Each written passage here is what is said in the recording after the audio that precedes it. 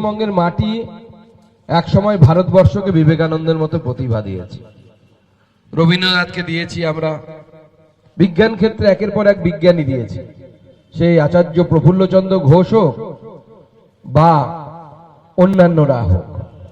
আমরা প্রশান্ত মহলানবিশের মতো পরিসংখ্যানবিদ দিয়েছি, আমরা একের পর এক নোবেল লরিয়েট দিয়েছি। আজকে সেই পশ্চিমবঙ্গের মাটিতে ফাইল চোর ঘুরে বেড়াচ্ছে। এটাই হচ্ছে আমাদের কাছে সব থেকে দুঃখের, যে বিবেকানন্দের মাটি যে মাটি ছিল সেই মাটি এখন ফাইল চোরেদের মাটিতে পরিণত হয়েছে, কয়লা পাচারকারীদের মাটিতে পরিণত হয়েছে এবং গরু পাচারকারীদের মাটিতে পরিণত হয়েছে। দেখুন, আজকে প্রশ্ন জাগে, আজকে বিবেকানন্দ জন্মায় না কেন? বিবেকানন্দ কেন আসে না?